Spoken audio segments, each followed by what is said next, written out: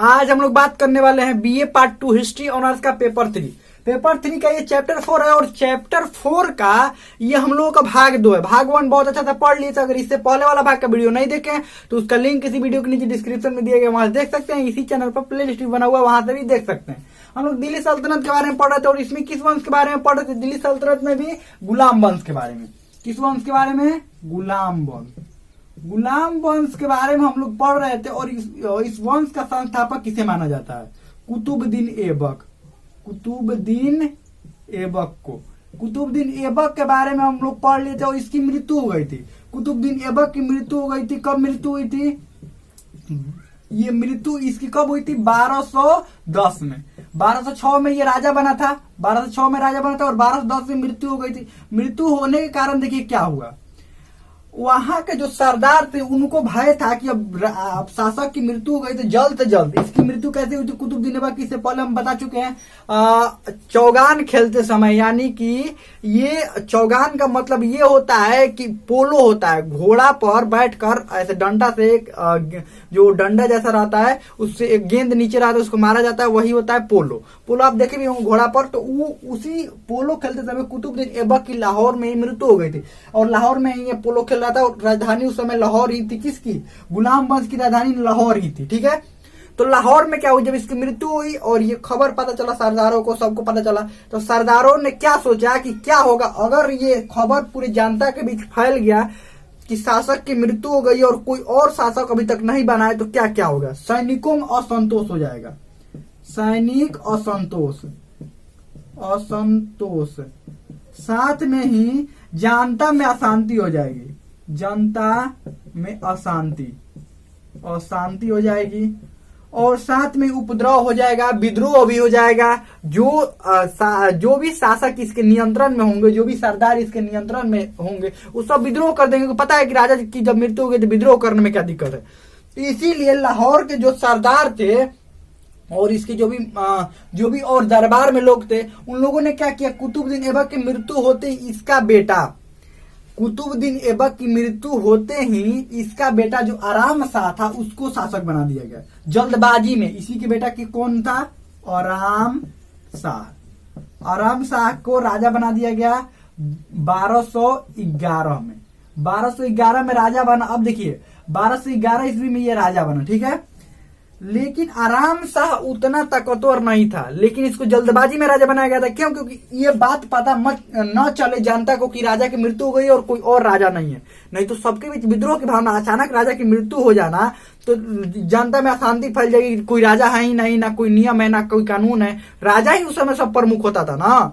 ऐसा थोड़े होता था कि कोई नियम कानून अलग से बहुत सारे अधिकारी हो, ऐसा कुछ नहीं था। उस समय जो प्रमुख होते थे वो राजा ही होते थे और राजा की मृत्यु हो जाए तो दिक्कत हो जाएगा। तब जल्दबाजी में एक नया राजा किसको? आराम शाह को शासक बना दिया गया। लेकिन आराम शाह को शासक बना ये उतना योग्य नहीं था, ध्यान रखिएगा। ये जितना योग्य कुतुबुद्दीन ऐबक था उतना योग्य आराम शाह नहीं था। इसका नाम से लग रहा है आराम करता होगा, तो आराम शाह उतना योग्य नहीं। तब योग्यता का मतलब क्या होता है? आपको पता है कि राजा के अंदर क्या क्या योग्यता होना चाहिए? अगर एक सक्षम राजा, एक बेहतरीन राजा बनना है तो क्या क्या योग्यता होना चाहिए? पहला बात कि उसको ताकतवर होना चाहिए, शारीरिक रूप से भी और मानसिक रूप से भी। उसको शारीरिक और मानसिक रूप से ताकतवर होना चाहिए। अपने राज्य और पड़ोसी राज्य की समझ होनी चाहिए कि अपना राज्य कैसा, पड़ोसी राज्य कैसा है और जनता को कैसे, जनता के विद्रोह को कैसे नियंत्रित करना है, ये भी उसके अंदर होना चाहिए। साथ में उसके अधीन कार्य कर रहे, छोटे छोटे शासक है, उनको अपने नियंत्रण में कैसे रखना है, ये भी उसके अंदर ये सारे गुण होना चाहिए। मतलब वो ताकतवर होना चाहिए। साथ में उसको आसपास की समझ होनी चाहिए, आसपास अपने राज्य और बगल वाले राज्य के कौन कौन हमारे दुश्मन, इस सब की समझ होनी चाहिए। साथ में नियंत्रण, उसको कैसे किसको नियंत्रण किया जाता है, किससे कैसे बातचीत किया जाता है, ये सब के अंदर भी उसके गुण होने चाहिए। एक सफल राजा, और देखिए एक अच्छा राजा का मतलब हम ताकतवर राजा की बात कर रहे हैं। अब ये सब गुण होते, इसका मतलब ये मत समझ लीजिएगा कि वो जनता के हित में ही काम करे। अगर ताकतवर राजा की बात करें तो ताकतवर राजा ये जरूरी नहीं है कि वो जनता के हित में ही काम करेगा, ताकतवर होगा। तो अधिकतर समय ये देखा गया है कि राजा ज्यादा अगर ताकतवर होना है तो जनता को उल्टा काम करता है, अपने मनमर्जी का निरंकुश राजा हो जाता है, ध्यान रखिएगा। लेकिन हम वो बात नहीं कर रहे, हम ये बात कर रहे हैं कि एक शासन चलाने के लिए योग्य राजा की जरूरत है, लेकिन ये योग्य था ही नहीं। साथ में लाहौर के सरदारों द्वारा इसको बनाया गया था। दिल्ली वाले क्षेत्र जो इसका था, दिल्ली वाले क्षेत्र के लोग कह रहे थे कि हम इसको मानेंगे नहीं, राजा नहीं मानेंगे इसको, ये वो तो योग्य नहीं था, ध्यान रखिएगा, योग्य नहीं था। ठीक है, अब उसके बाद ये दिल्ली के लोगों ने कहा कि हम राजा ही नहीं मानेंगे इसको। दिल्ली के लोग, जो लोग थे दिल्ली वाले, ये कह रहे हैं कि राजा नहीं मानेंगे, तुम लाहौर में राजा रहो, हमें इधर राजा मानवे नहीं करेंगे। दिल्ली के लोगों ने ये माना कर दिया कि हम इसको राजा नहीं मानेंगे, इसके शासक नहीं मानेंगे। साथ में ही बदायूं का एक सूबेदार था जिसका नाम था इल्तुतमिश। बदायूं का सूबेदार इल्तुतमिश था, जो कि इसका गुलाम था, कुतुबुद्दीन ऐबक का। कुतुबुद्दीन ऐबक खुद गुलाम था और उसके बाद राजा बना। कुतुबुद्दीन ऐबक का भी गुलाम एक इल्तुतमिश था, जो कि बदायूं का सूबेदार था। आपको पता है कि गुलाम भी बहुत योग्य होते थे, और जब योग्यता उनकी बढ़ जाती थी और अच्छे सैनिक कार्य करने लगते तो उनको कहीं का प्रशासन दे दिया जाता था, युद्ध लड़ने के लिए भेज दिया जाता था। उसी समय कुतुबुद्दीन ऐबक द्वारा बदायूं का सूबेदार किसको बनाया गया था? इल्तुतमिश को बदायूं का सूबेदार बनाया गया था। तो दिल्ली के लोगों को ये पसंद ही नहीं था आराम शाह, इनको चाहते नहीं थे कि आराम शाह शासक बने। तब किसको निमंत्रण दिया गया? ये इल्तुतमिश को निमंत्रण दिया गया कि आप आइए और इस गुलाम वंश की राजगद्दी को संभालिए, ये योग्य नहीं है, अगर आप नहीं संभालेंगे ना तो कोई और आक्रमण कर देगा और पूरा क्षेत्र पर कब्जा कर लेगा। इसी बात को सुनकर जो इल्तुतमिश था वो दिल्ली की ओर प्रस्थान किया, और तो ये बात आराम शाह को पता चल गई कि लो ये तो राजा बनने के लिए आ रहा है और हमको मारने के लिए। तो ये भी अपना सैनिक लेकर निकला दिल्ली की ओर, और दोनों के बीच युद्ध हुआ जिसमें आराम शाह हार गया और इल्तुतमिश की जीत हुई। और यहाँ पर ये 8 महीना तक ही शासन कर पाया, 8 महीना तक ही शासन कर पाया। और उसके बाद राजा कौन बन गया? इल्तुतमिश। राजा कौन बन गया? इल्तुतमिश। इल्तुतमिश बन गया राजा। अब समझिए इल्तुतमिश कब बना? ये 11 में ये इसकी मृत्यु 10 में हुई थी, ये 10 में राजा बना था, ये 10 में राजा बना था, 11 में नहीं, 10 में मृत्यु, 10 में राजा बना, 11 में ये बना था। 12 से 11 में ये राजा बना और ये 1236 तक राजा रहा, ध्यान रखिए। अब इल्तुतमिश जो कि एक ताकतवर भी था, सब ठीक ठाक था। क्यों? अब ये ताकतवर था, इस बात का क्या प्रमाण था कि एक गुलाम होकर भी एक जगह का सूबेदार इसको बनाया गया था, मतलब बिना योग्यता के ही बनाया गया होगा, इसमें योग्यता कूट कूट कर एकदम भरा हुआ था। इनको हराकर और खुद शासक बन गया। और ये सबसे पहला कार्य क्या किया इसने? इन लोगों का समय राजधानी लाहौर थी, ये राजधानी उठाकर पहले दिल्ली लेकर आया। कहां पर राजधानी लेकर आया? दिल्ली। इसीलिए इसको दिल्ली सल्तनत का वास्तविक संस्थापक कहा जाता था, ध्यान रखिएगा। दिल्ली सल्तनत का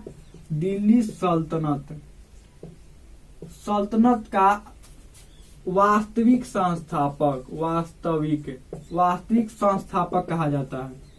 क्यों? क्योंकि ये पहला ऐसा शासक था गुलाम वंश का या दिल्ली सल्तनत का जिसने अपना राजधानी दिल्ली लेकर आया था। तो दिल्ली सल्तनत का वास्तविक संस्थापक किसी को माना जाता है? किसको माना जाता है? इल्तुतमिश को माना जाता है, क्योंकि दिल्ली से शासन किया था, ध्यान रखिएगा, ये वास्तविक संस्थापक। लेकिन क्या हुआ, ये बाकी जो लोग थे इल्तुतमिश के विरोधी होंगे ना, कैसे राजा का बेटा राजा नहीं बनेगा, तुम कैसे राजा बन जाओगे। बहुत सारे विरोधी भी इसके उत्पन्न होने लगे, किसके? इल्तुतमिश के। देखिए और एक बात, इसको गुलामों का गुलाम कहा जाता है, ध्यान रखिएगा, इसको गुलामों का, इल्तुतमिश को गुलामों का गुलाम कहा जाता है। इल्तुतमिश को विरोधी भी उत्पन्न होने लगे, साथ में विद्रोह भी होने लगा कि तुम कैसे शासक बन जाओगे, हम लोग भी तो सरदार है, हम लोग भी तो बन सकते हैं, हम लोग भी तो सूबेदार कहीं कहीं के है, और छोटे छोटे सरदार भी थे, ध्यान रखिए, सरदार भी थे और सूबेदार भी थे। तो हम भी तो सूबेदार है, बाकी सूबेदार भी कहेंगे ना कि हम भी तो सूबेदार, हम नहीं बन सकते, तुम कैसे राजा बन सकते हो। और साथ में ही दिल्ली के आसपास वाले क्षेत्र में रहने वाले अमीरों ने भी विद्रोह किया। तो इसने क्या किया? अमीरों का दमन किया। क्या किया? अमीरों का, सबसे पहले अमीरों के आवाज को दबा दिया। ठीक है, अमीरों के आवाज के दबाने के बाद उसके बाद बंगाल में भी विद्रोह की भावना उत्पन्न हुई, बंगाल वाले क्षेत्र में इसको भी दबा दिया। जहां जहां पर उत्पन्न हो रहा था, ये ताकतवर था ही, सबको दबाया जा रहा था। ठीक है, सारे आवाजों को क्या कर रहा था? ये दबा दे रहा था एकदम बिल्कुल अच्छा से, और ये शासक बन गया। साथ में ही इसने क्या किया, शासक बनने के बाद उस समय खलीफा का इजाजत लेना पड़ता था, यानी परमिशन लेना पड़ता था, क्योंकि ये दिल्ली सल्तनत का शासक था। तो ये दिल्ली सल्तनत का पहला ऐसा शासक था जिसने खलीफा से शासक बनने का इजाजत लिया। खलीफा ने भी कह दिया ठीक है आप शासक बनिए, तो खलीफा से भी इसने क्या किया, शासक बनने का इजाजत लिया था, यानी कि शासक बनने का ये स्वीकृति ली थी कि हाँ हम शासक बने। उस समय खलीफा एक प्रमुख होते थे, उनका स्वीकृति लेना जरूरी होता था, ध्यान रखिएगा, उनका उस समय स्वीकृति लेना जरूरी होता था, क्योंकि यह एक मुस्लिम शासक था और मुस्लिम शासकों को उनसे स्वीकृति लेना खासकर अनिवार्य होता था। इसने स्वीकृति लिया और ये पहला ऐसा शासक था दिल्ली सल्तनत का जिसने खलीफा से स्वीकृति लिया था। अब इसने क्या किया, अपने अब साम्राज्य को स्थिर करना है, अपने साम्राज्य को विस्तार करना है, साम्राज्य देखना है कहाँ कहाँ तक है, क्योंकि ये 4 वर्षों तक ही शासन कर पाया था, 6 से 10 तक, तो उतना अच्छा से नहीं कर पाया था। तो सारे विद्रोह को पहले इसने दबाया, इल्तुतमिश ने सारे साम्राज्य को पहले संगठित किया, साथ में सैनिक व्यवस्था अच्छा किया और इसने 40 दल बनाया। 40 दल 40 दल बनाया इसने। 40 दल में क्या किया, इसने ऐसे 40 लोगों को रखा जो कि बहुत ही निपुण हो, बुद्धि में तेज हो या सैनिक मतलब युद्ध करने में अच्छे हो, कोई ना कोई उनके अंदर कौशल, कुछ ना कुछ कला होनी चाहिए। उन लोगों को 40 बुद्धिमान लोगों का इसने दल बनाया। ध्यान रखिएगा, इसमें कोई भी एंट्री कर सकता था, ऐसा नहीं कि कोई एक विशेष ही एंट्री कर सकता था, इसमें कोई भी एंट्री कर सकता था 40 दल में। साथ में इसने शुद्ध अरबी में सिक्का चलवाया, शुद्ध अरबी में सिक्का चलवाया, शुद्ध अरबी में इसने सिक्का चलवाया। अब ये सिक्का कौन कौन से होते थे, चांदी के भी सिक्का होते थे जिसको टांका कहा जाता था, टंका कहा जाता था, चांदी के सिक्के को टंका कहा जाता था, और तांबा का सिक्का जो था उसको जीतल कहा जाता था। तांबा को जीतल कहा जाता था, तांबा का सिक्का चलवाया जिसको जीतल कहा जाता था। इसने ठीक ठाक अपने प्रशासन को, सब चीज को अच्छा से निभाया और उसके बाद इसने अपना घोषणा कर दिया था। देखिए इसका पुत्र भी था, इसकी लड़की भी थी, मतलब पुत्री भी थी। इसने घोषणा किया था कि हमारे मृत्यु के बाद हमारी जो बेटी होगी जिसका नाम था रजिया सुल्तान, वही शासक बनेगी। जिसकी मृत्यु हो गई थी 1236 में, मृत्यु हो गई। उसके बाद क्या किया गया, इसकी मृत्यु होने के बाद 40 दल था, क्योंकि प्रमुख 40 दल को इसने बनाया। इसके बाद सबसे प्रमुख कौन था, सबसे ज्यादा शक्ति 40 दल को दे दिया। अपने बाद राजा के बाद सबसे प्रमुख 40 दल को शक्ति था। तो 40 दल के लोगों ने क्या किया, कहा कि रजिया सुल्तान को कैसे शासक बना दिया जाए। इसने कहा था कि हमारी बेटी शासक बनेगी। और उस समय लोगों की मानसिकता ये थी कि कोई भी स्त्री शासक नहीं बन सकती है, जब बनेगा तब पुरुष ही शासक बनेगा। तो इस 40 दल ने इसके बेटे को शासक बनाना चाहा। रजिया सुल्तान चुप बैठने वाली थी नहीं। तो अब हम लोग ये समझेंगे कि आखिर रजिया सुल्तान कैसे शासक बने, लेकिन इससे पहले ये भी और भी कुछ कार्य थोड़ा सा समझ लेते हैं। जैसे कुतुब मीनार का निर्माण शुरू तो कुतुबुद्दीन ऐबक ने करवाया था। इसने एक सूफी संत के स्मृति के तौर पर, मतलब उनके याद के तौर पर कुतुब मीनार का निर्माण करवाना शुरू किया था। न कि आप कुतुब मीनार का नाम सुनते हैं, कुतुबुद्दीन ऐबक ने कुतुब मीनार का निर्माण करवाया था, मतलब शुरू करवाया था। ये हम लोग के दिमाग में आता है कि कुतुब मीनार जो था कुतुबुद्दीन ऐबक अपने लिए बनवा रहा होगा, नहीं, अपने लिए नहीं बनवाया था। एक सूफी संत जिनका नाम था कुतुबुद्दीन बख्तियार काकी, उनका नाम था कुतुबुद्दीन बख्तियार काकी, उन्हीं के याद में ये बनवाया था कुतुब मीनार। निर्माण शुरू करवाया था, लेकिन 4 वर्षों में ही इसकी मृत्यु हो गई। तो इल्तुतमिश ने कुतुब मीनार का निर्माण पूरा करवाया था। ध्यान रखिएगा, कुतुब मीनार का निर्माण इल्तुतमिश ने इसको पूरा करवाया। कुतुब मीनार का निर्माण इसने पूरा करवाया। शुरू तो कुतुबुद्दीन ऐबक ने किया था, लेकिन पूरा कौन करवाया, इल्तुतमिश ने। साथ में ही अब पश्चिमोत्तर भारत समझते हैं, पश्चिम और उत्तर की जो सीमाएं अधिकतर आक्रमण वहीं से होते थे, सब तो वहीं से आते थे। जैसे आपको समझाते हैं यहाँ पर मैप बनाकर, कहां पर मैप बनाए, यहीं पर मैप बनाकर आपको समझाते हैं। उतना अच्छा मैप नहीं बन पाया, बस समझ लीजिए थोड़ा सा। देखिए ये पश्चिमोत्तर भारत, इधर से जितने भी आक्रमण होते थे भारत पर, यही वाला क्षेत्र से आक्रमण होते थे ना। तो इल्तुतमिश के समय मंगोलों का आक्रमण हो गया था। मंगोल समझते हैं, मंगोल उस समय एक बहुत ही बर्बर जाति थी जिनका नाम था मंगोल। जो जाति मंगोल थे वो कहीं पर तबाही मचाने के लिए फेमस थे। और उनका एक प्रमुख उनका एक लीडर था, उसका नाम था चंगेज खां। ये मंगोल जनजाति से था, ध्यान रखिएगा, मंगोल जनजाति। और ये बहुत ही बर्बर होते थे, इतने खतरनाक होते थे ये कि किसी को, मतलब बर्बरता की इनकी सीमा नहीं थी। एक नॉर्मल समझिए, किसी से युद्ध किया जाता कैसे, सामने वाले ने अपने आप को कहा कि नहीं हम युद्ध हार गए हैं, तो उसको छोड़ दिया जाता है, नॉर्मली छोड़ दिया जाता है या पकड़ कर लेकर सजा दिया जाता है। ये क्या करते थे, जहां पर भी जिस राज्य को भी जाते थे और वहां के राजा को मार देते थे ना, पूरे राज्य में तबाही मचाते थे, घर तोड़ देते थे, किसी का सामान लूट लेते थे, मतलब इतना कि वहां के लोगों को तहस नहस कर देते, हम बर्बाद कर देते थे। तहस नहस करने में बिल्कुल कसर नहीं छोड़ते थे कि नहीं एक भी कसर बच जाए, ऐसा कोई भी ये कार्य। इसीलिए चंगेज खां का नाम सुनते ही लोगों के मन में एकदम डर का भावना आ जाता था। क्यों?